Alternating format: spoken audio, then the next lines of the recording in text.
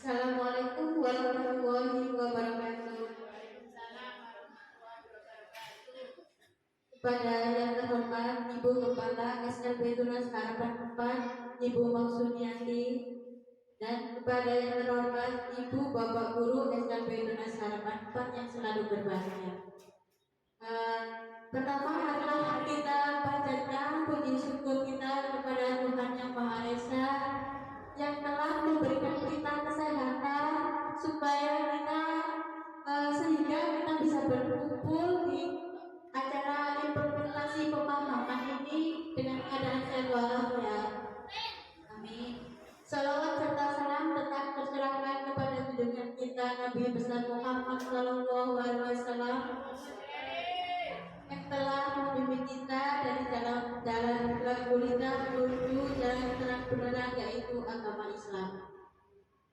Sebelum saya menyampaikan modul budaya positif, saya ucapkan terima kasih yang sebesar-besarnya kepada Bapak Ibu Guru karena telah meluangkan sedikit waktunya untuk mengikuti kegiatan ini. Sekali lagi saya mengucapkan terima kasih yang sebesar-besarnya, dan nanti mohon maaf jika memang kegiatan ini mengganggu waktu Bapak dan Ibu Guru.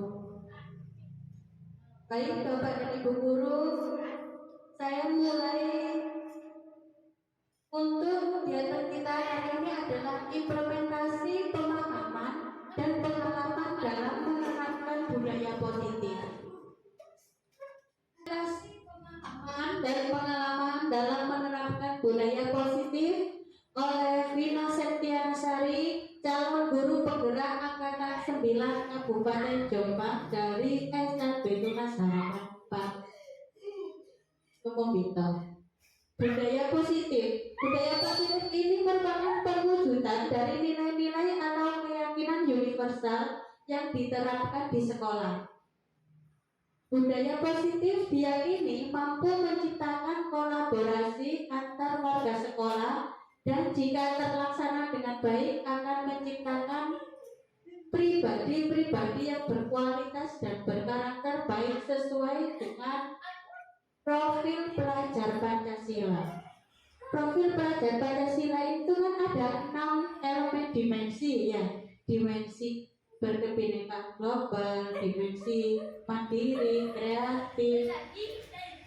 Betul, namanya Pak Esa.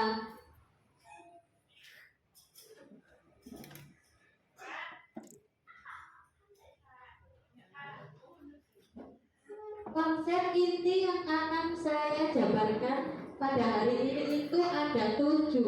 Yang pertama itu perubahan paradigma belajar, terus disiplin positif, motivasi perilaku manusia, kebutuhan dasar, posisi kontrol restitusi, keyakinan kelas, dan segitiga restitusi.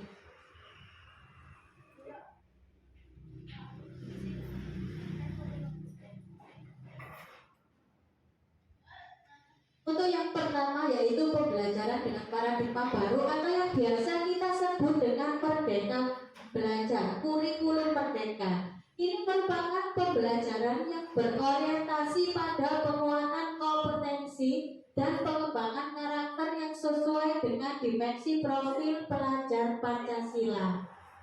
6 profil pelajar Pancasila: beriman, bertakwa kepada Tuhan Yang Maha Esa, dan berakhlak mulia, berkebinakaan global, mandiri, bergotong royong, bernalar kristis, dan kreatif. Kita masuk ke yang nomor 2 yaitu disiplin positif. Kebanyakan orang itu akan menghubungkan kata disiplin dengan kata tertib, teratur, dan kepatuhan pada peraturan. Kata disiplin juga sering dihubungkan dengan hukuman. Padahal itu sungguh berbeda, karena belajar tentang disiplin positif tidak harus dengan memberikan hukuman. Justru itu adalah salah satu alternatif terakhir, dan kalau perlu tidak digunakan sama sekali.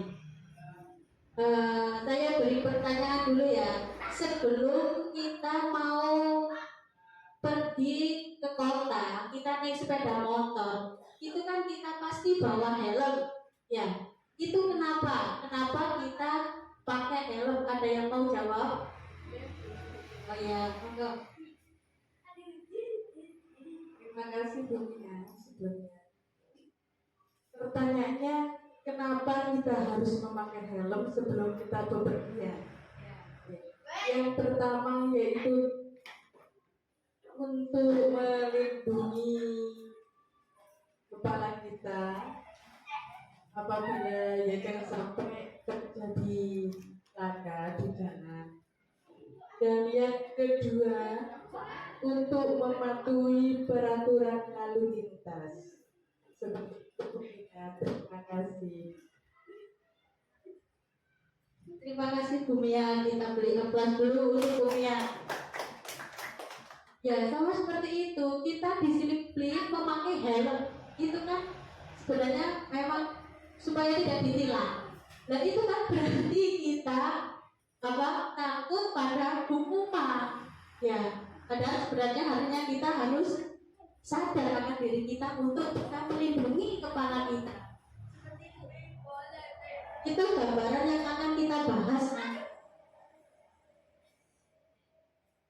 Disiplin positif ini juga menciptakan murid yang memiliki disiplin diri, jadi berasal dari dalam dirinya, sehingga mereka dapat berperilaku mengacu pada nilai-nilai kebajikan, bukan dengan memberikan hadiah atau penghargaan atau memberikan hukuman atau konsekuensi. Ya, seperti tadi ya, kita memakai helm berarti bukan karena kita takut sama Pak Polisi, takut ditilang karena kita melanggar lalu lintas, tapi kita sudah sadar betul kalau ini untuk keselamatan. Begitu juga nanti untuk murid-murid, kita tanamkan karakter pada diri mereka, bukan karena mereka menghindari hukuman dari kita, tapi memang berasal dari dalam diri murid.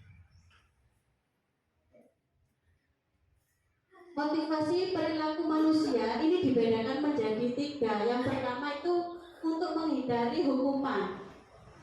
Terus yang kedua untuk mendapatkan imbalan atau penghargaan. Dan yang ketiga untuk menjadi apa yang mereka inginkan dan menghargai diri sendiri dengan nilai-nilai yang mereka percayai. Motivasi yang nomor 1 dan nomor 2 ini adalah unsur dari luar. Jadi untuk menghindari hukuman, untuk mendapatkan imbalan, ini motivasi dari luar. Sedangkan kita sebagai guru harus menggali apa yang menjadi kita memberi motivasi dari dalam. Jadi yang nomor 3 untuk menjadikan apa yang mereka inginkan dan menghargai diri sendiri dengan nilai-nilai yang mereka percayai.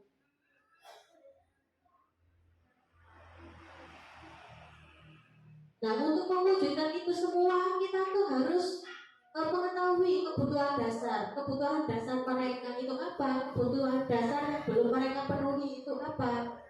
Seluruh perilaku murid biasanya itu memiliki tujuan tertentu. Entah itu murid yang nakal, entah itu murid yang sering bolos sekolah, sering terlambat atau sering berbuat onar. Itu mereka pasti memiliki tujuan tertentu. Kenapa mereka bisa melakukan itu? Kenapa mereka bisa bertingkah laku seperti itu? Jadi kita sebagai guru harus mengetahui kebutuhan apa yang sebelumnya belum mereka dapatkan. Yang pertama itu kebutuhan bertahan hidup atau survive. Yang kedua kebutuhan cinta dan kasih sayang. Mereka ingin diterima, dihargai. Jadi kita menempatkan posisi bagaimana mereka itu kita cintai, bagaimana mereka itu kita hargai. Terus yang nomor 3 kebutuhan penguasaan, pengakuan atas kemampuan. Jika mereka memang berhasil, kita ucapkan selamat. Jika mereka belum berhasil, kita terus beri dorongan motivasi. Yang nomor 4 itu kebutuhan kebebasan, kebutuhan akan pilihan. Mereka berhak memilih mana yang mereka mau, mereka berhak memilih sesuai dengan apa yang mereka butuhkan. Dan yang terakhir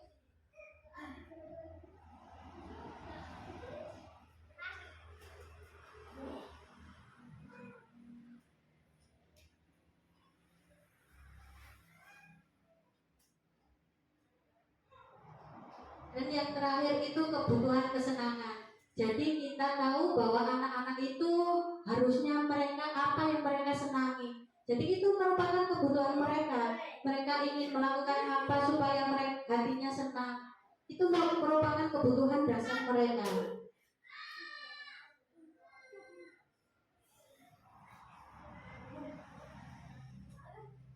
Selanjutnya yaitu posisi kontrol restitusi.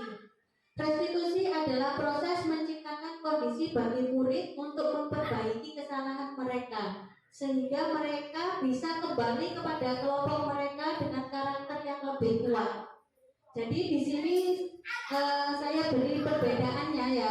Misalkan pada kasus murid yang sering datang terlambat, itu ada perbedaan antara hukuman, konsekuensi, restitusi. Hukuman itu misalkan jika murid sering datang terlambat, murid disuruh berdiri di depan kelas, murid disuruh berlari, murid disuruh membersihkan halaman, atau yang sering kita gunakan itu biasanya hukuman murid disuruh menyaring. Saya tidak akan mengulangi kesalahan saya sebanyak 100 kali atau berlembar folio full seperti itu hukuman. Perbedaan dengan konsekuensi, misalkan pada kasus murid datang terlambat itu berada di dalam kelas selama jam istirahat. Jadi konsekuensinya jika ada murid yang terlambat datang ke sekolah, berarti murid itu tidak boleh istirahat sampai waktu yang sudah ditentukan. Itu namanya konsekuensi.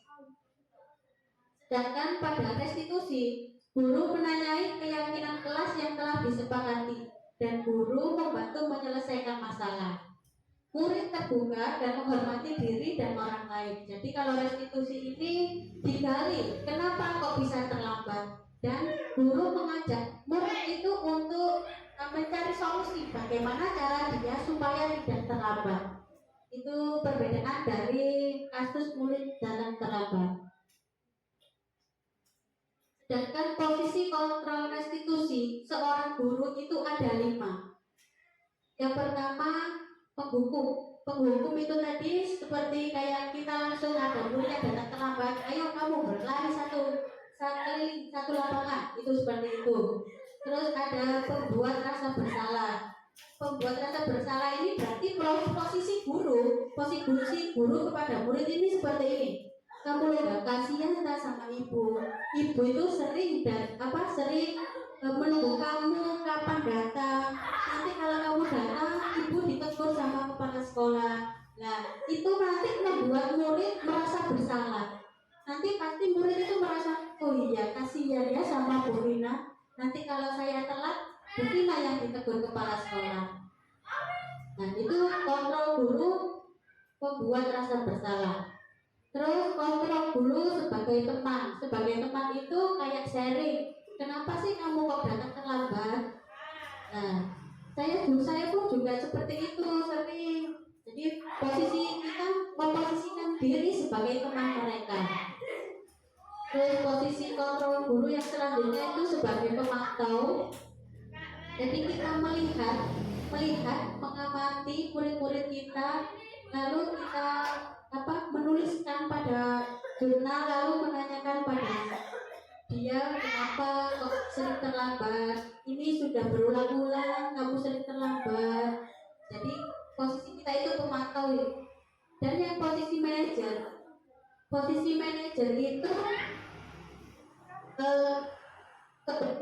pada restitusi. Jadi kita menanyakan kenapa dia terlambat, terus memposisikan dia sebagai teman.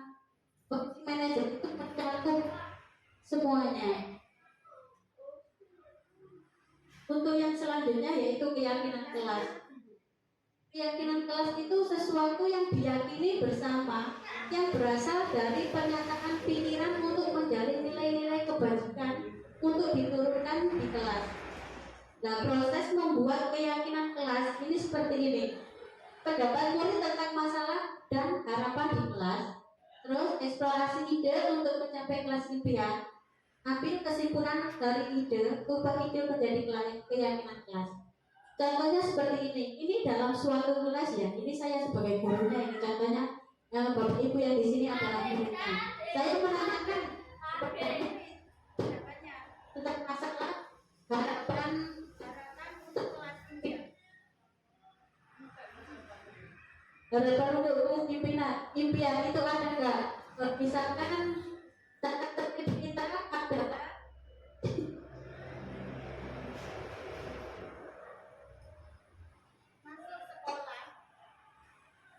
masuk sekolah jam 7:30. Berarti boleh saya meminta pendapat dari salah satu kedua, monggo Pak. Pendapatnya Pak, harapannya apa kalau peraturan di sekolah datang tepat waktu jam 7:30?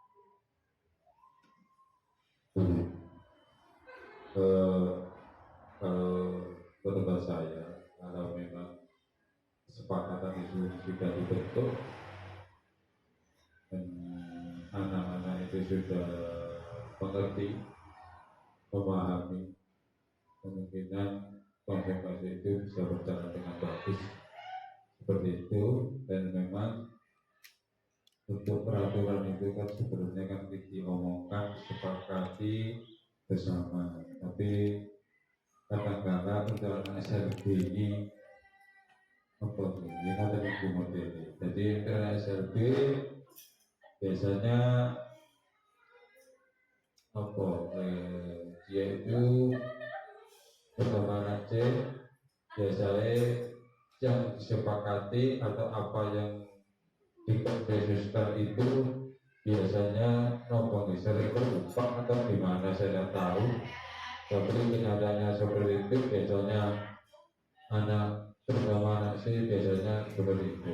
Tapi kalau anak sih biasanya memang biasanya lebih awal, terus kan siang dan dia tidak merasa bersalah. Itu yang repot bagiku. Terima kasih. Terima kasih. Berarti kan impian kita supaya untuk menciptakan kondisi kelas yang aman, nyaman itu agar mereka itu bertanggung jawab. Meskipun kita mengetahui beberapa problem pada murid-murid kita yang seperti itu, tapi kita mempunyai impian supaya kelas ini itu bisa nyaman, supaya aman, supaya menyenangkan, tertib, semua siswa datang tepat waktu. Dari situ kita mengambil kesimpulan. Berarti kesimpulannya apa? Kesimpulannya adalah datang pukul 07.30 tepat. Nah, itu nanti kita tulis di kelas supaya apa yang kita diyakini sama murid. Murid-murid itu ingat, oh berarti di kelas itu ada tertulis datang tepat pukul 07.30.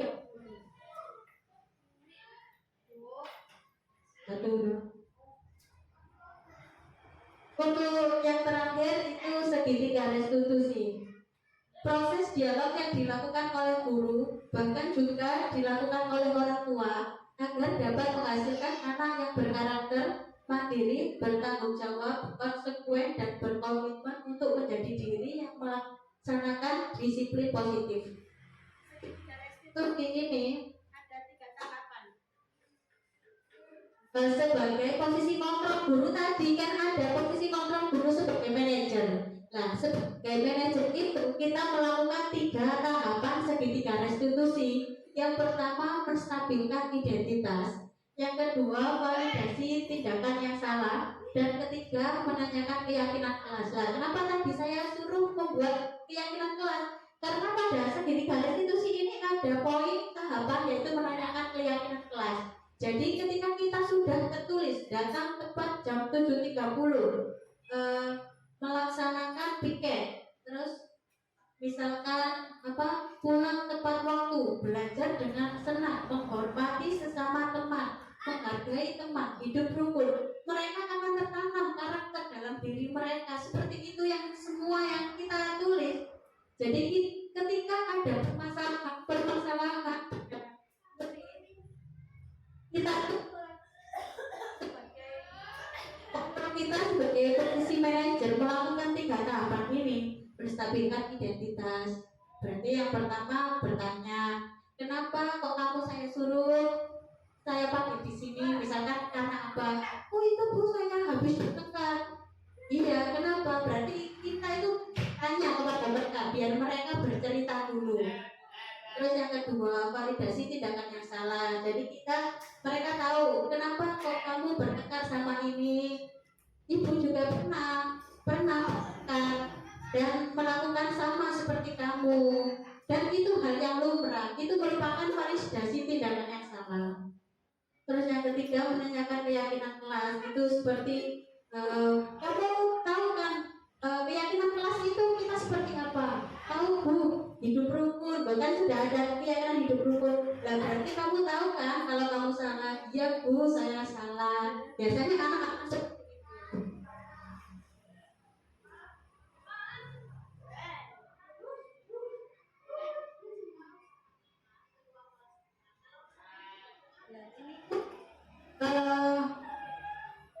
penerapan segitu.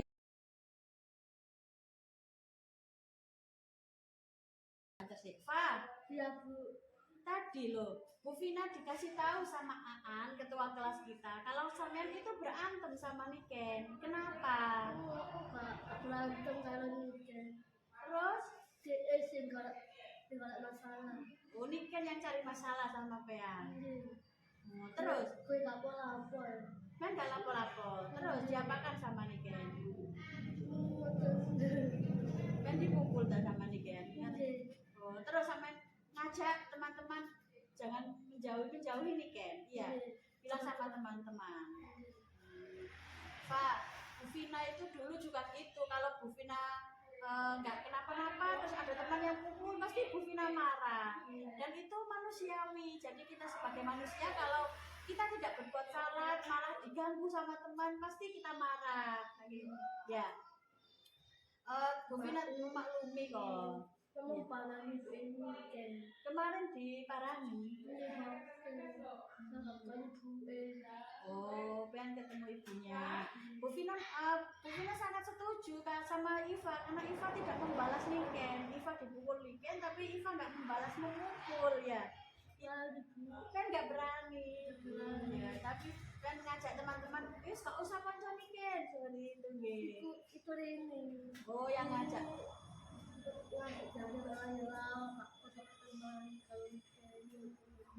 Gitu. Iva tahu kan keyakinan kelas yang kita buat itu seperti apa sih? Jangan berantem.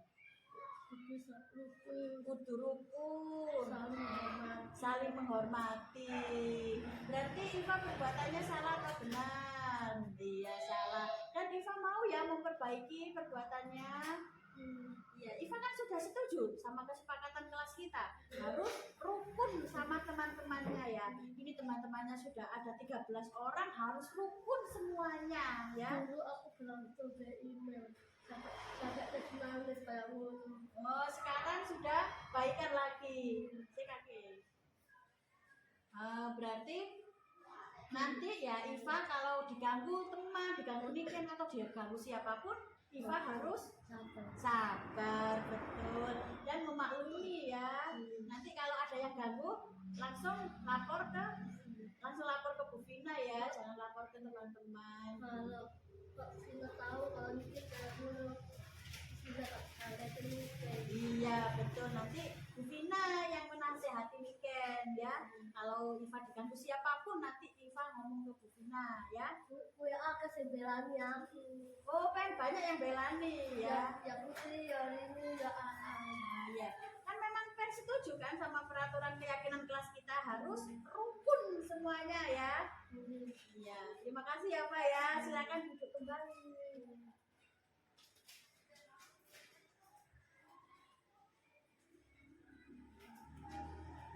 Bisa. Kamu tahu kan kenapa Bu Vina panggil kamu ke sini? Kamu tadi datangnya telat ya. Kamu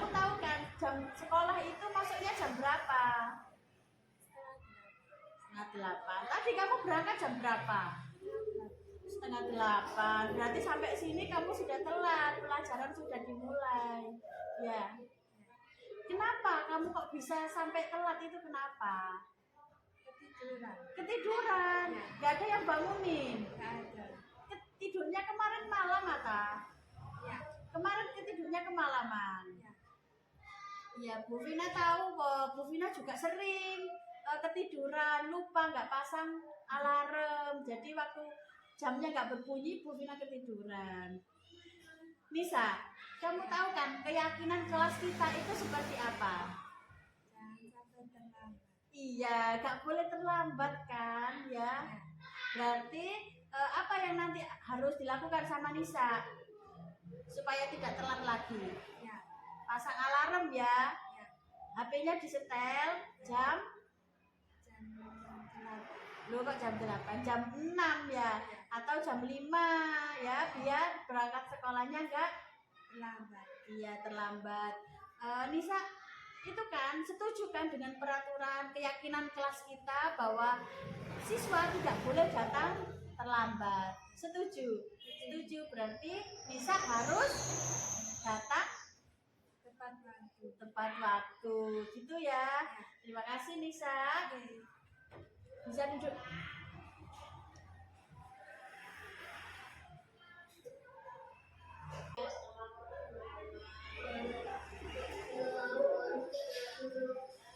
Ya, ini menanyakan keyakinan ya, proses menanyakan keyakinan. Ya, kalau siapapun nanti ya, oh kan banyak yang berani ya. Memang kan setuju kan sama peraturan keyakinan kelas kita harus rukun semuanya ya. Terima kasih ya Pak ya.